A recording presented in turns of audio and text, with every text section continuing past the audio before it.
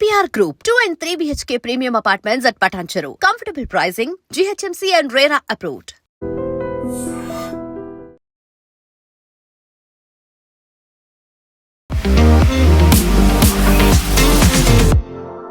నమస్తే, నేను Kavitha. Welcome to I dream news and నిజాలు.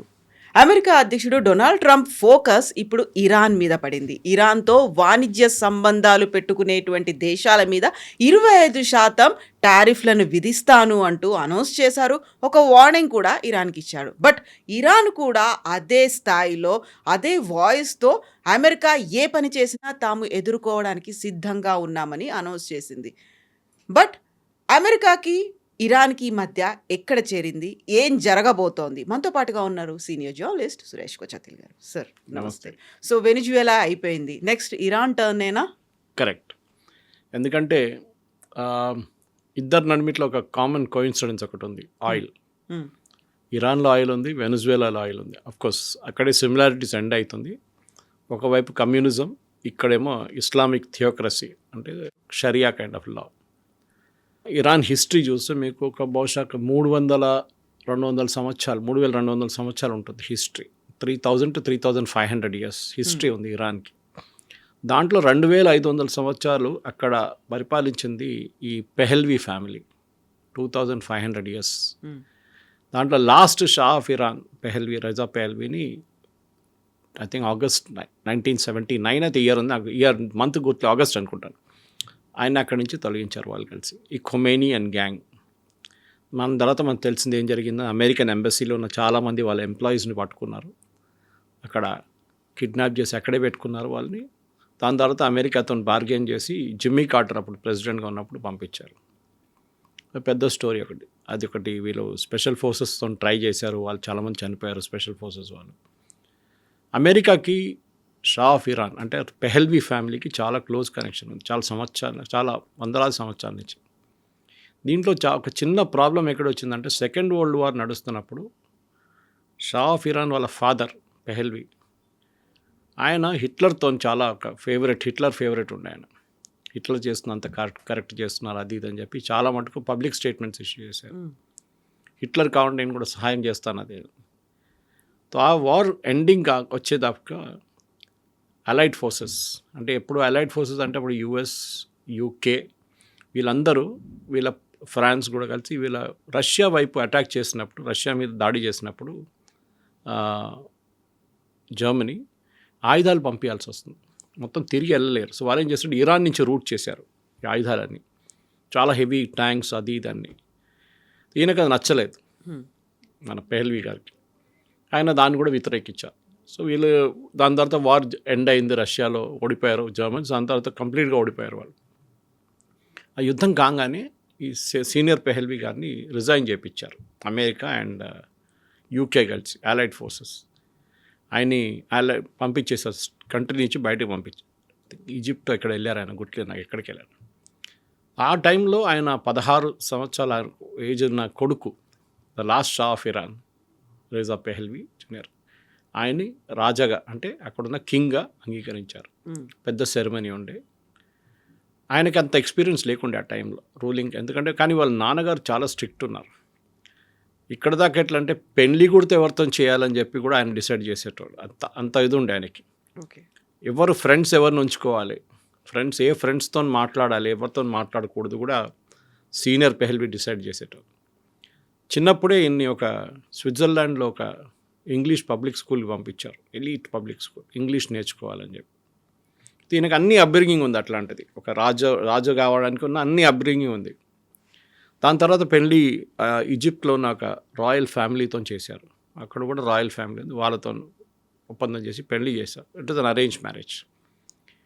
కానీ షా ఆఫ్ ఇరాన్ది అన్నిటికంటే పెద్ద అడ్వాంటేజ్ ఏముందంటే ఆయన ఒక మోడర్న్ థింకింగ్ ఉండే. ఒకటి ఆయన ఎడ్యుకేషన్ స్విట్జర్లాండ్లో జరిగింది, దాని తర్వాత యుఎస్తో కూడా ఆయన చాలా తిరిగారు.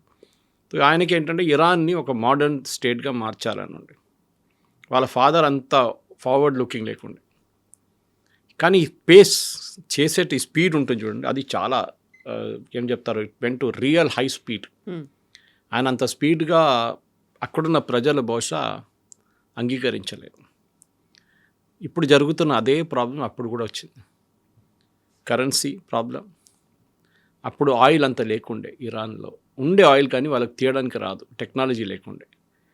అదే టైంలో బాజారీస్ అంటారు వీళ్ళ దగ్గర. మన బాజార్లో ఉన్న ట్రేడర్స్ని అక్కడున్న లాంగ్వేజ్లో బాజారీస్ అంటారు. ఓకే. వాళ్ళు అప్పుడు ప్రొటెస్ట్ చేసినప్పుడు కూడా, ఇప్పుడు కూడా వాళ్ళే మొదలుపెట్టారు ప్రొటెస్ట్. మా సరుకులు ఎవరు కొనట్లేదు, ఇన్ఫ్లేషన్ చాలా ఎక్కువ ఉంది అని చెప్పి చాలా పెద్ద ఒక ప్రాబ్లం జరిగింది అంత. ఈ పరిస్థితుల్లోనే ఇప్పుడు ఇరాన్లో ఏం జరగబోతుంది అనేది చాలా ఇంట్రెస్టింగ్ ఉంది. ఎందుకంటే ఈ హిస్టరీ రిపీటింగ్ ఇట్ సెల్ఫ్ అంటారు. ఈ స్టోరీలో అయతొల్లా ఖొమేనీ వచ్చారు ఒక ఐ థింక్ 15 సంవత్సరాల తర్వాత, ఈయన టేక్ ఓవర్ చేసుకుని 15 సంవత్సరాల తర్వాత ఖొమేనీ అనే ఒక లీడర్, చాలా చిన్న రిలీజియస్ లీడర్. ఆయన తెహరాన్ నుంచి ఒక 300 కిలోమీటర్లు నాకు టౌన్లో పుట్టారు. వాళ్ళ ఫాదర్ ఈయన 5 సంవత్సరాలు ఉన్నప్పుడు చంపేశారు ఎవరో, ఖొమేనీ వాళ్ళ ఫాదర్ని. ఆ తప్పు ఈయన ఎప్పుడు జీవితంలో ఆఖరి దాకా షా ఆఫ్ ఇరాన్ మీద వేశారు, ఈయనే చేపించారని చెప్పేసి. ఆ కోపం ఉండే ఖొమేనీ.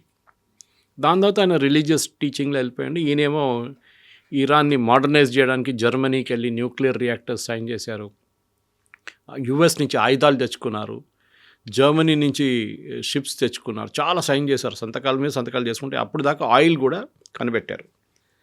ఆయిల్లో యుఎస్ కంపెనీస్, ఇప్పుడు వెనిజువేలా స్టోరీ ప్యారలల్ ఎక్కడ వస్తుంది మీకు, అక్కడ కూడా యుఎస్ కంపెనీస్ వచ్చి పెట్టుబడి పెట్టి ఆయిల్ బయటికి తీశారు. దాంట్లో రాయల్టీ ఇరాన్కి ఇచ్చారు. Over night Iran started becoming rich అనమాట. ఇది అన్నీ చూసుకుంటూ వస్తున్నప్పుడు అక్కడున్న ప్రజలకి ఈ షా ఆఫ్ ఇరాన్ మీద అంత కోపం ఆ టైంలో లేకుండే. కానీ కొన్ని సంవత్సరాల తర్వాత అది మొదలైంది. ఎందుకంటే ఆ టైంలో షా ఆఫ్ ఇరాన్కి భయం ఉన్న రెండే పార్టీలు, ఖొమేనీ కాదు, రెండే పార్టీలు. ఒకటి communist party affiliated to Russia, ఇంకోటి సోషలిస్ట్ కమ్యూనిస్ట్ పార్టీ అని చెప్పి అక్కడ లోకల్ ఒక యూనిట్ ఉంది వాళ్ళది. వీళ్ళిద్దరు ఎక్కువ గొడవ చేస్తుంటే, మాకు డెమోక్రసీ కావాలి, మాకు మొనార్కీ వద్దు, అది ఇది అని చెప్పి ప్రొటెస్ట్ డెమాన్స్ట్రేషన్ అన్నీ నడుస్తుంది. రష్యాకు కూడా ఒక సెల్ఫిష్ ఇంట్రెస్ట్ ఉండే ఇరాన్ని టేక్ ఓవర్ చేయడానికి. టేక్ ఓవర్ చేయకుండా అట్లీస్ట్ ఒక ఫేవరబుల్గా ఉన్న ఒక రెజీమ్ని అక్కడ పెట్టుకుంటే బాగుంటుందని వాళ్ళ రష్యా ఒక, ఆ టైంలో యుఎస్ఎస్ఆర్ ఉండే మనకు గుర్తుంది, ఇట్ వాజ్ నాట్ రష్యా. ఇదన్నీ నడుస్తున్నప్పుడు ఖొమేనీ సడన్గా ఈ రిలీజియస్ టీచింగ్స్తో సార్ ఆయన కూడా కొన్ని రాయడం మొదలుపెట్టాడు, ప్రొటెస్ట్. ఆయన అక్కడి నుంచి ఇరాక్కి తగిలించేశారు, షా ఆఫ్ ఇరాన్ బ్యానిష్ చేసేసారు, డిపోర్ట్ చేసేసారు ఇరాన్కి. ఇరాక్లో ఒక ఫేమస్ టౌన్ ఉంది, కోమ్ అనుకుంటా, Qom, yes, it is a very important Shiite place వాళ్ళ కోసం, షియైట్స్కి. అక్కడ అక్కడ ఆయన వెళ్ళి మళ్ళీ ఇదే రిలీజియస్ టీచింగ్స్ మొదలుపెట్టారు. ఆయనకు ఒక 20-30 స్టూడెంట్స్ ఉండే, వాళ్ళని డైలీ అడ్రస్ చేయడము. ఆయన ఇంటికి వెళ్తాడు, మస్జిద్కి వస్తారు, మళ్ళీ మద్రసాకి వెళ్తారు, మళ్ళీ రిటర్న్. ఆయన లైఫ్ ఒక స్టాండర్డ్ అయిపోయింది అనమాట. కొన్ని సంవత్సరాల తర్వాత ఇరాన్లో మళ్ళీ గొడవలన్నీ మొదలైనాయి షా ఆఫ్ ఇరాన్ వ్యతిరేకంగా. అక్కడున్న ప్రజలు మేము తట్టుకోలేకపోతున్నాం, చాలా రేట్లన్నీ ఎక్కువైనాయి, అది ఇది అని చెప్పి గొడవ చేయడం మొదలుపెట్టారు. This is somewhere around I think 65-70 నుంచి మొదలైంది ఈ ప్రాబ్లం. దాని తర్వాత రెగ్యులర్గా ప్రొటెస్ట్ డెమాన్స్ట్రేషన్స్ అది ఇది మొదలైనప్పుడు అక్కడున్న ఆర్మీ కాల్పులు జరిపారు, చాలామంది చనిపోయారు. దాంట్లో రెగ్యులర్గా నడుస్తుండే. And mostly they were all communist చేసిందంత, కమ్యూనిస్ట్ వాళ్ళ మీద ఫైరింగ్ చేశారు. ఒకటో రెండోసారి రిలీజియస్ వాళ్ళ మీద కూడా ఫైరింగ్ జరిగింది. కానీ అన్నిటికంటే పెద్ద డెమాన్స్ట్రేషన్ ఎప్పుడు జరిగిందంటే అయతొల్లా ఖొమేనీ వ్యతిరేకంగా అక్కడున్న ఒక లీడింగ్ న్యూస్ పేపర్లో ఇరాన్లో, తెహరాన్లో ఒక ఆర్టికల్ వచ్చింది. న్యాచురల్లీ అక్కడున్న రూలింగ్ పార్టీ అంటే షా ఆఫ్ ఇరాన్ అప్రూవల్ లేకుండా ఆర్టికల్ రాదు అది. దాంట్లో ఈయన ఆ పని చేస్తున్నాడు, ఈయన రెవల్యూషన్ తీసుకొస్తున్నాడు, ఈయన షరియా లా తీసుకురాబోతున్నారు, మనుషుల్ని ఉరి తీసేస్తారు రోడ్డు మీద అని చెప్పి చాలా మటుకు పెద్ద ఆర్టికల్. దాని వ్యతిరేకంగా ఒక ప్రొటెస్ట్ డెమాన్స్ట్రేషన్ జరిగింది. దాని మీద కూడా కాల్పులు జరిపారు అక్కడున్న ఇరానియన్ పోలీస్. దాంతో ఇంకా ప్రొటెస్ట్ ఎక్కువైంది. లాస్ట్లో ఖొమేనీ ఆ టైంకి ఫ్రాన్స్కి షిఫ్ట్ చేశారు వీళ్ళు, కోమ్ నుంచి. ఫ్రాన్స్లో వీళ్ళేమనుకున్నారంటే ఫ్రాన్స్లో వెళ్ళి కూర్చుంటే అక్కడున్న గవర్నమెంట్ ఈయన మాటలు అసలు they will take it in wrong sense, ఈయన మళ్ళీ అక్కడ జైలు వేసేస్తారు అనుకున్నారు. కానీ అట్లాంటి చాలా ఏం చెప్తారు రాడికల్గా మాట్లాడుకుంటే ఖొమేనీ, ఇస్లామిక్ లా, షరియా లా, చేతులు కోసేయాలి, దొంగతనం చేసి అట్లాంటిది. So these people thought Iranian అనుకున్నారు ఆయన జైలు వేసేస్తారు ఫ్రాన్స్లో. కానీ అది కాలేదు, ఉల్టా అయింది. ఆయన సపోర్టర్స్ ఎక్కడెక్కడ ఉన్నారు లోకంలో అందరూ ఫ్రాన్స్కి వచ్చేసారు. అండ్ ఫ్రాన్స్లో it was a very small town, నా పేరు మర్చిపోయాను నేను, ఒక షాలేలో ఉండే అక్కడ వచ్చి అక్కడ మళ్ళీ పెద్ద ఒక ఇన్స్టిట్యూషన్గా మారిపోయింది ఖొమేనీ వాళ్ళ రిలీజియస్ టీచింగ్. అదే టైంలో ఇంకా ఇక్కడ ప్రొటెస్ట్ ఎక్కువైనాయి. షా ఆఫ్ ఇరాన్ కొన్ని రోజులు పారిపోయాడు ఇరాన్ నుంచి. ఐ థింక్ ఆల్మోస్ట్ 2 నెలలు కనిపించకుండా పోయాడు అక్కడ. తర్వాత తిరిగి వచ్చారు, కానీ by the time he started suffering from cancer. తో అదే టైంలో ఖొమేనీని రాత్రికి రాత్రి ప్రొటెస్ట్ అన్నీ చాలా ఎక్కువైనప్పుడు రాత్రికి రాత్రి ఫ్రెంచ్ గవర్నమెంటో లేకుంటే బెల్జియం గవర్నమెంట్, డౌట్ ఉంది ఇప్పుడు కూడా ఎవరు చేయించారు, ఈవెన్ యూఎస్ ఉండొచ్చు అని చెప్తున్నారు, తీసుకొచ్చి తెహరాన్లో ల్యాండ్ చేయించారు. ఆ ప్లేన్ ల్యాండ్ అయ్యే ముందు ఇరానియన్ ఫోర్సెస్ ఏమనుకున్నారంటే ఆ ప్లేన్ షూట్ చేసి పడేద్దాం, Khomeini once for all problem finish అయిపోతుంది. కానీ అక్కడున్న ఇరానియన్ గార్డ్స్ ఏమో అది అంగీకరించలేదు. So they change sides, shah of Iran వైపు నుంచి అటువైపు వెళ్ళిపోయారు. ఈయనేమో షా ఆఫ్ ఇరాన్ ఇప్పుడు కూడా పాత లైఫ్ స్టైల్లో ఉన్నారు, క్యాన్సర్ ఉంది, కానీ ఆయన అంగీకరించట్లేదు దిగడానికి, that he will step down అనేది. లాస్ట్ చేయాల్సి వచ్చింది, పారిపోయారు, ఈజిప్ట్కి వెళ్ళిపోయారు. Okay okay, there is treatment continued and I think 10 సంవత్సరాల తర్వాత he passed away due to cancer. ఇక్కడ ఖొమేనీ కూడా అంతే, ఆయన కూడా మొత్తం థియోక్రటిక్ స్టేట్ తీసుకొచ్చారు, షరియా లా తీసుకొచ్చారు. షా ఆఫ్ ఇరాన్ ఉన్నప్పుడు పాత ఫోటోలు మీరు చూసుంటారు, తెహరాన్ యూనివర్సిటీ ఇదంతా అమ్మాయిలు మినిస్కర్ట్స్ ఎలా ఉండేవాళ్ళు అని, they use to have that ఒక ఫ్రీడమ్ అనేది ఉండేది. ఆ తర్వాత బుర్కాలు వచ్చేసాయి, మినీ స్కర్ట్స్లో తిరుగుతున్న అమ్మాయిలు సడన్గా ఇప్పుడు బుర్కాలు వేసుకోవాల్సి వచ్చింది, ఆ పరిస్థితికి వచ్చేసారు. ఇప్పుడు ఎప్పుడు చెప్తారు life comes a full circle అంటారు, ఇప్పుడు తిరిగి అదే స్టేట్కి వస్తున్నారు. ఇరానియన్స్ అంటారు మాకు ఇది వద్దు, ఈ బుర్కాలు వద్దు, ఈ హిజాబ్లు వద్దు, ఏమొద్దు, we don't want this religion based thing, మాకు మళ్ళీ పెహల్వీని తీసుకురండి అంటే రాయల్ ఫ్యామిలీని తీసుకురండి. ఇప్పుడు అక్కడ వచ్చి ఆగినాం. ఈ మధ్య కాలంలో కూడా అమ్మాయిల్ని చంపేశారు కదా, వాళ్ళ హెడ్ కనిపించేటి, వాళ్ళ జుట్టు కనిపించేటి కూడా వాళ్ళు ఎక్స్పోజ్ చేస్తారు, కేవలం హెడ్ జుట్టు కనిపించేట్టు ఎక్స్పోజ్ చేస్తున్నారు అని చంపేసినటువంటి ఇన్సిడెంట్స్. కరెక్ట్ ఉంది అది. మనం చూసే హిజాబ్ తీసి పడేసిన దానికి ఒక అమ్మాయిని తీసుకెళ్ళి కొట్టి ఆమె తల మీద కొట్టి ఆమెని మొత్తం చంపేశారు, వాళ్ళు చాలా దారుణంగా చంపారు. ఇప్పుడు యుఎస్ ప్రాబ్లం ఎక్కడొచ్చిందంటే యుఎస్కి ఇరానియన్ ఆయిల్ మీద కన్నుంది. ఇరాన్ రెజీమ్ మార్చొచ్చు కావాలంటే ఎవరు వస్తారనేది పెద్ద ప్రశ్న, ఎందుకంటే అక్కడ ఒక గవర్నమెంట్ లేదు, ఒక పొలిటికల్ పార్టీ లేదు. సో ఎప్పుడైనా ఒక రెవల్యూషన్ జరగాలంటే 4-5 మెయిన్ ఫ్యాక్టర్స్ ఉంటుంది. దాంట్లో ఫస్ట్ ఫ్యాక్టర్ ఒక ఫిస్కల్ క్రైసిస్ ఉండాలి, అంటే ఒక రెవెన్యూ క్రైసిస్, ఒక ఏం చెప్తారు ఆర్థిక స్థితి మనం మొత్తం ధ్వంసం అయిపోయి ఆ స్టేట్లో ఉండాలి. ఇరాన్ ఆ స్టేట్లో ఉన్నారు ఇప్పుడు. ఇది ఎందుకు జరిగిందంటే మన అందరికి తెలిసిందే, యుఎస్ శాంక్షన్స్ పెట్టారు. ఈ ఇరానియన్ రెజీమ్ ఎస్పెషల్లీ ఖొమేనీ వచ్చిన తర్వాత న్యూక్లియర్ అంబిషన్స్ మీద చాలా, ఇప్పుడు ఎంత 49 సంవత్సరాలు అవుతుంది అనుకుంటే వాళ్ళు వచ్చి, ఈ రెజీమ్ వచ్చి వాళ్ళు న్యూక్లియర్ ఫెసిలిటీస్ మీద కొన్ని కనిపెట్టారు వాళ్ళు. దానికి చాలా మటుకు ఫ్రాన్స్ నుంచి జర్మనీ నుంచి స్మగుల్ తీసుకొచ్చిన పార్ట్స్ తీసుకొచ్చి పాకిస్తాన్లో ఉన్న ఏక్యూ ఖాన్తో కొన్ని ఇల్లీగల్ డీల్స్ చేసుకొని వీళ్ళు ఒక న్యూక్లియర్ పవర్ ప్లాంట్ మొదలుపెట్టారు. కానీ ఇజ్రాయెల్కి నచ్చలేదు అది. ఇజ్రాయెల్ ఏమన్నారంటే ఏ రోజు వీళ్ళు తయారు చేస్తారు రాజ్యం మీద కొట్టుపడేస్తాం మొత్తం అని. వీరేం చేస్తారు, తెహరాన్ యూనివర్సిటీలో ఫస్ట్ ప్రాజెక్ట్ పెట్టారు, యూనివర్సిటీని ఎవరు బాంబ్ చేయరు కదా అని చెప్పి. కానీ అది ఎక్కువ సక్సెస్ఫుల్ కాలేదు. కానీ దాని తర్వాత వీరు ఒక ప్లాంట్ సెటప్ చేశారు. అక్కడి నుంచి వీళ్ళు న్యూక్లియర్ మిసైల్స్కి మొదలుపెట్టారు. సెంట్రిఫ్యూగ్స్ తీసుకురావడంలో డౌట్ వచ్చింది అమెరికాకి, ఫ్రాన్స్కి, వీళ్ళు ఏదో ఎక్కడి నుంచో స్మగుల్ తీసుకొస్తున్నారని చెప్పి దాని తర్వాత వీళ్ళ మీద శాంక్షన్స్ పెట్టారు యుఎస్. ఆ శాంక్షన్స్లోనే యుఎస్ వీళ్ళు ఆయిల్ బయట అమ్మలేకపోతున్నారు ఆ రోజు నుంచి. ఐఏ ఇన్స్పెక్టర్స్ వచ్చారు, ఇంటర్నేషనల్ అటామిక్ ఎనర్జీ వాళ్ళు వచ్చి వాళ్ళ కెమెరాలు పెట్టారు, చాలా మటుకు డిస్కషన్ జరిగింది. మేము విత్డ్రా చేస్తామన్నారు, విత్డ్రా చేయలేదు వీళ్ళు. అట్లాంటి చాలా డిస్కషన్ నడిచి సంవత్సరాలు డిస్కషన్ నడిచింది, కానీ ఏం జరగలేదు లాస్ట్లో. తర్వాత మనకు తెలిసిందే రీసెంట్లీ ఒక 3-4 నెలల ముందు ఇజ్రాయెల్ వెళ్ళి బాంబు వేశారు. దాని తర్వాత అమెరికన్స్ B2 బాంబు వచ్చి వాళ్ళ న్యూక్లియర్ ఫెసిలిటీస్ మీద బాంబు వేశారు. డైరెక్ట్ కొట్టలేదు, ఇండైరెక్ట్గా కొట్టారు వాళ్ళు. మనం కూడా చేసినట్లు ఆపరేషన్ సింధూర్లో. ఇది నడుస్తున్నప్పుడు ఈ పరిస్థితుల్లో ఇప్పుడు ఇరాన్ ఏమైపోయిందంటే మొత్తం వాళ్ళ ఫైనాన్షియల్ క్రైసిస్ ఎందుకు వచ్చిందంటే వాళ్ళు డాలర్ సిస్టమ్ నుంచి వాళ్ళని మొత్తం తీసేశారు కంప్లీట్గా. మీరు ఇప్పుడు ఆయిల్ అమ్మితే కూడా మీకు ఆయిల్ అమ్మడానికి ఫస్ట్ పర్మిషన్ లేదు. ఎవరు కొనుక్కుంటారు? చైనా వాళ్ళ 90% ఇరానియన్ ఆయిల్ చైనా కొనుక్కుంటున్నారు. ఈ 90% కొనుక్కున్నప్పుడు ఏం చేశారు, ఫస్ట్ ఇరాన్ ఆ టైంలో ప్రైసులు ఎక్కువ ఉండే, I think $80 or $90 per barrel నడుస్తుంది. వీళ్ళు ప్రీమియంలు అమ్మారు, కావాలంటే తీసుకోండి మేము మీకు $70 ఇస్తాం, $80 ఇస్తాం చెప్పి ప్రీమియంలు అమ్మారు. యాక్చువల్లీ $40 ఉండే ప్రైస్, డిస్కవరీ ప్రైస్ అంటారు దాన్ని, అంటే మీరు దాన్ని తవ్వి తీసి బయటకు తీయడానికి కాస్ట్ అన్నమాట. ఇట్లాంటి పరిస్థితుల్లో చైనా ఇప్పుడు ఏం చేస్తున్నారంటే ఇప్పుడు ఈ క్రైసిస్ మొదలైనప్పటి నుంచి చైనా ఇప్పుడు డిస్కౌంట్ అడుగుతున్నారు ఇరాన్ దగ్గర, మాకు డిస్కౌంట్లు ఇవ్వండి. యుఎస్ ఏమో చైనా మీద ఏమో యాక్షన్ తీసుకోలేకపోతున్నారు, మనం మీద చేశారు. మనం ఫస్ట్ ఇరాన్తో డీల్ చేసినప్పుడు మనం రూపీస్లో పే చేసాం వాళ్ళని, దాని తర్వాత వాళ్ళకి బాటర్ సిస్టంలో మనం రైస్ సప్లై చేస్తాం, బియ్యం సప్లై చేస్తాం. వాళ్ళకి అది తక్కువ పడితే అది కూడా ఇచ్చాం మనకి. ఇప్పుడు అక్కడ పరిస్థితి ఏంటంటే వాళ్ళ దగ్గర వాళ్ళ మొత్తం ఇరానియన్ కరెన్సీ వర్త్లెస్ అయిపోయింది రియాల్. మీకు ఒక బ్రెడ్ కొనాలంటే మీరు ఒక చిన్న బండి తీసుకెళ్లాల్సింది, అంత కరెన్సీ నోట్ తీసుకెళ్తే ఒక చిన్న బ్రెడ్ వస్తుంది మీకు.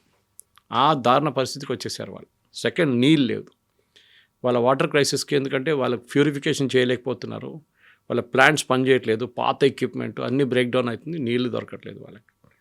మూడోది బజారీస్, నేను చెప్పాను చూడండి, వాళ్ళు ప్రొటెస్ట్ చేయడం మొదలుపెట్టారు. ట్రేడర్స్ వాళ్ళు ఏమంటారు, మా సరుకులు ఎవరు కొనట్లేదు, inflation is ruling at more than 100%, ఎవరు కొంటారు, ఎవరు కొనట్లేదు, కరెన్సీ కూడా వర్త్లెస్ అయిపోయింది. ఈ ప్రొటెస్ట్ వీళ్ళందరూ కలిసి చేసినప్పుడు ఇప్పుడు స్టూడెంట్స్ కూడా దిగారు దాంట్లో చాలా మటుకు. ఇది ఎక్కడికి వెళ్తుందో మనం చెప్పలేము, ఎందుకంటే ఆల్రెడీ రూమర్స్ ఏంటంటే 500 మందిని కాల్చి చంపారని చెప్తున్నారు ప్రొటెస్ట్లో. శాటిలైట్ కనెక్టివిటీ మొత్తం కట్ చేసేసారు వీళ్ళు. ఈవెన్ స్టార్లింగ్తో ఉన్న ఇంటర్నెట్ ఫెసిలిటీ కూడా కట్ చేసేసారు. అక్కడి నుంచి ఒకటో రెండో వీడియోలు బయటకు వస్తున్నాయి, కానీ అక్కడ ఏం జరుగుతుంది ఎవరికి తెలియదు. ఇప్పుడు అమెరికా అదే టైంలో ఏమంటున్నారు, లాక్డ్ అండ్ రెడీ, మేము ఇంకా మీరు ఫైర్ చేస్తే మీ ప్రజల మీద మేము మీద చర్యలు తీసుకుంటాం మేము. కానీ చెప్పడానికి చాలా ఈజీ, ఎవరి మీద చర్యలు తీసుకుంటారు. అక్కడ అన్నిటికంటే పవర్ఫుల్ ఉన్నది ఇరానియన్ గార్డ్ ఒకటి ఉంది వాళ్ళది, రెవల్యూషనరీ గార్డ్స్ అంటారు వాళ్ళని, ఐఆర్సి. వాళ్ళందరికన్నా పవర్ఫుల్ ఒక మాఫియా. వాళ్ళు 150,000 మంది ఉన్నారు. వీళ్ళ రెగ్యులర్ ఆర్మీ అంత పవర్ఫుల్ కాదు, వీళ్ళు ఐజీఆర్సీ ఈజ్ వెరీ పవర్ఫుల్. వాళ్ళని ఒక స్ప్లిట్ చేయడానికి అమెరికా ట్రై చేస్తున్నారు. వాళ్ళ గ్రూప్స్ని అట్లీస్ట్ 25%, 25-30% మంది అమెరికా వైపు వచ్చేస్తే అక్కడున్న రెజ్యూమ్ పడిపోతుంది. 2-3 రోజులు పడిపోతున్నారు. కానీ చేస్తారో లేదో మనం చూడాల్సి, ఎందుకంటే దాంట్లో చాలామంది పాత ఖొమేనీ సిస్టమ్ నుంచి వచ్చిన వాళ్ళు, కొత్త ఖమేనీ సిస్టంలో కూడా పనిచేస్తున్నారు వాళ్ళు. వాళ్ళకి అక్కడున్న ఏ చట్టాలు వాళ్ళకి ఇట్స్ నాట్ అప్లికబుల్ వాళ్ళ మీద. వాళ్ళు ఏం కావాలంటే చేసుకుంటారు, ఒక మాఫియా లాగా. సో వాళ్ళని ఇప్పుడు స్ప్లిట్ చేయడానికి ట్రై చేస్తున్నారు. వాళ్ళని దొరికితే వాళ్ళ గ్రూప్లో ఒక 10-15-20% మంది ఇటువైపు వచ్చేస్తే 2 రోజులు ఇరానియన్ గవర్నమెంట్ పడిపోతుంది. ఇది ఇప్పుడున్న పరిస్థితి.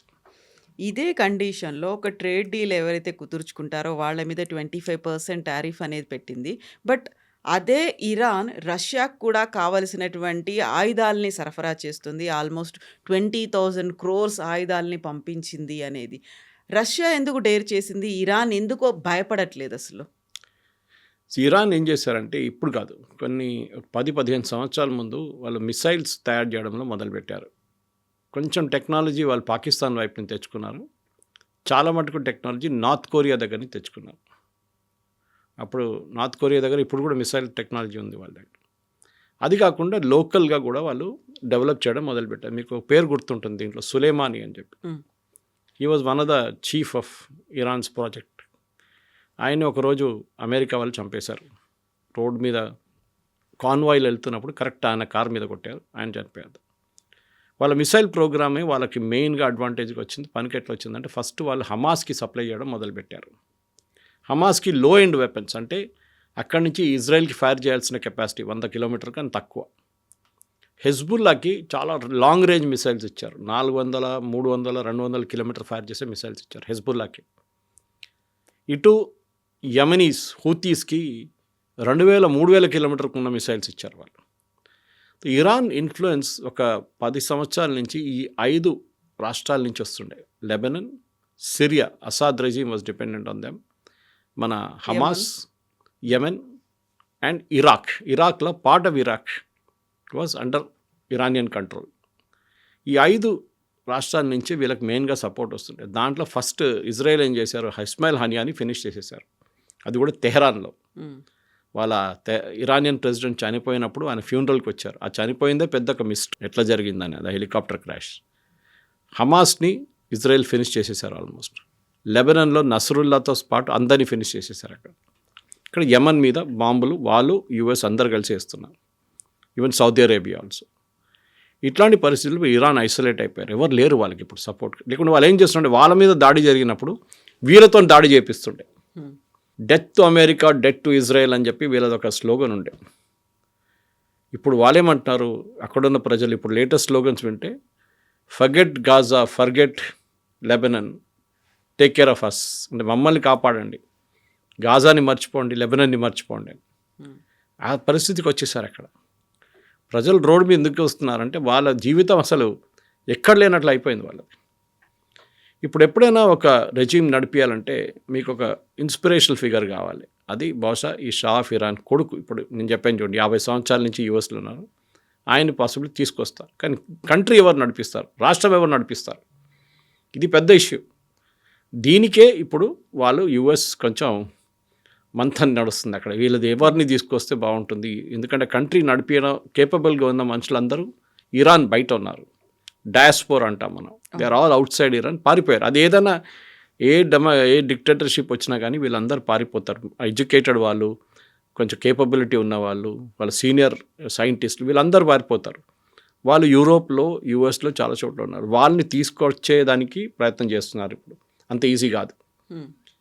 సో అక్కడ గవర్నమెంట్ పడిపోతే ఇప్పుడు ఇదే ప్రాబ్లం యూఎస్ ఫేస్ చేశారు. ఇప్పుడు సిరియాలో అసాద్ అక్కడ నుంచి పారిపోయిన తర్వాత అక్కడ ఒక సివిల్ వార్ మొదలైంది. వాళ్ళు వీళ్ళు కొట్టుకున్నారు. ఇదే పరిస్థితి ఇరాక్లో చూసాం.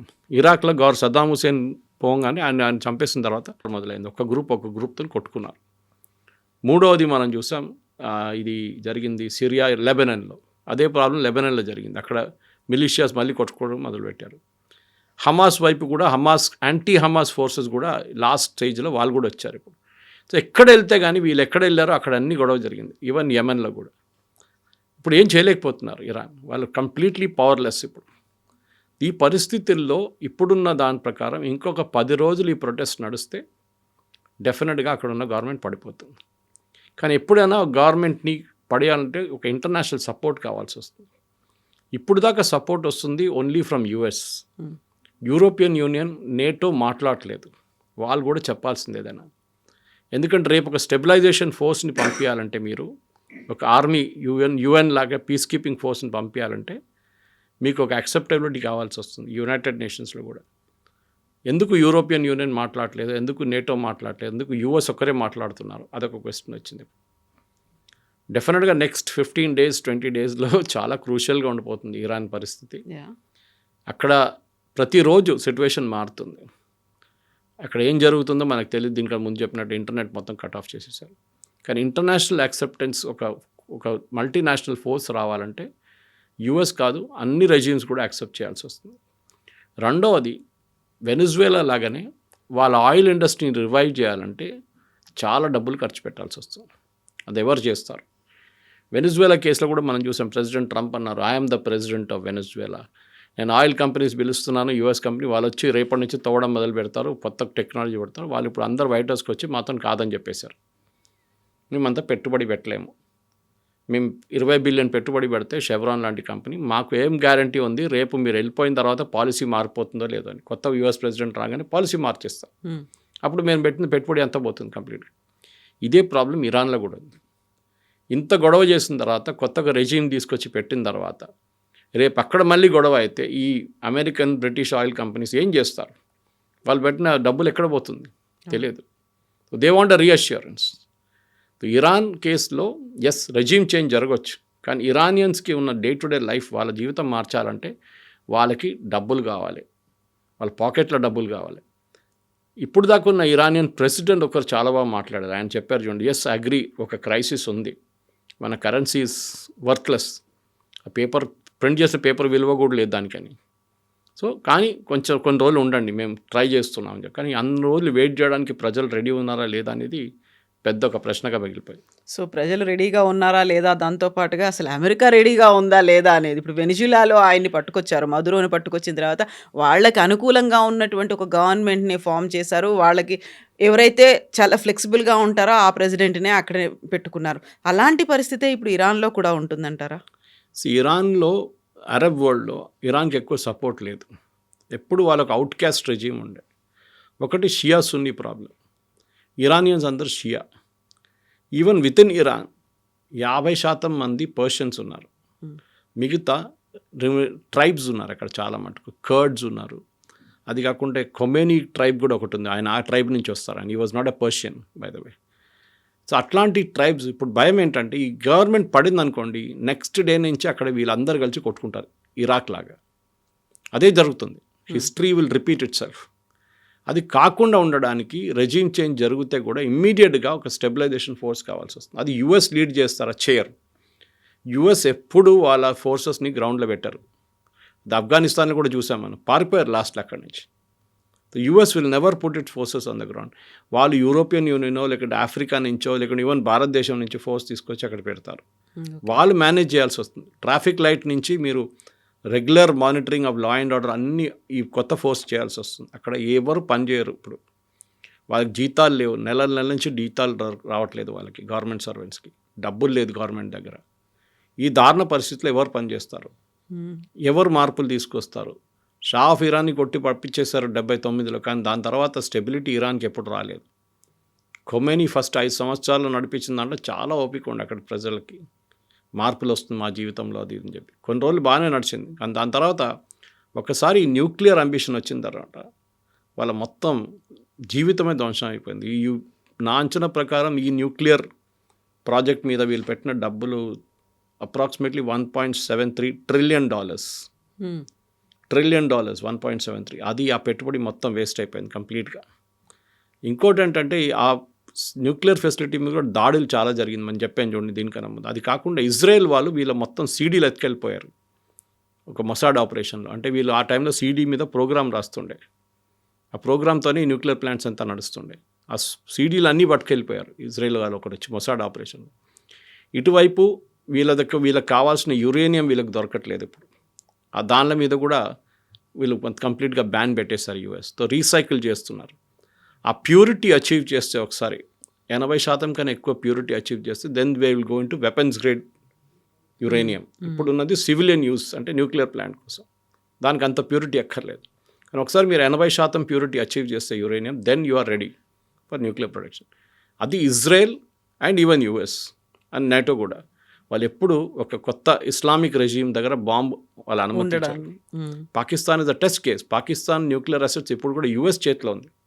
వాళ్ళు దాన్ని కాపాడుకుంటున్నారు. ఎందుకంటే ఏ రోజు తాలిబాన్ వచ్చి తీసుకెళ్తారో వాళ్ళకి తెలియదు. ఇరాన్ కూడా వాళ్ళకి భయం ఉండే, ఇటువైపు నుంచి ఇరాన్ వచ్చి తీసుకెళ్ళిపోతారని చెప్పేసి. దానికోసం అమెరికా గార్డ్ చేస్తున్నారు. దానికోసం మన ఆపరేషన్ సింధూర్లో బాంబు వేసినప్పుడు కైరానా హిల్స్లో ఫస్ట్ రియాక్ట్ అయింది అప్పుడే వాళ్ళు. పాకిస్తాన్ ఇమ్మీడియట్గా యుఎస్ ఫోన్ చేసి సీజ్ ఫైర్ టాక్స్ ప్రపోజ్ చేశారు. ఎందుకంటే అక్కడ యుఎస్ ఫోర్సెస్ ఉన్నారు అక్కడ. So they know the happenings on the ground అన్నమాట. సో ఇరాన్లో ఉన్న ఈ పరిస్థితుల్లో ఇప్పుడు ఉన్న ఒక అనాలిసిస్ ప్రకారం నెక్స్ట్ 10 రోజులు చాలా క్రూషియల్గా ఉండిపోతుంది. ఈ ఖొమేనీతో చేసిన మార్పులు మళ్ళీ అదే రీవైండ్ అయ్యి 49 సంవత్సరాలు 79లో జరిగింది అది. అంటే ఆల్మోస్ట్ ఒక 45-46 ఇయర్స్ తర్వాత మళ్ళీ అదే సిచ్యువేషన్ తిరిగి వస్తుందో లేదో అని మనం చూడాల్సింది. Yes sir, thank you so much. Thank you very much. Thank you.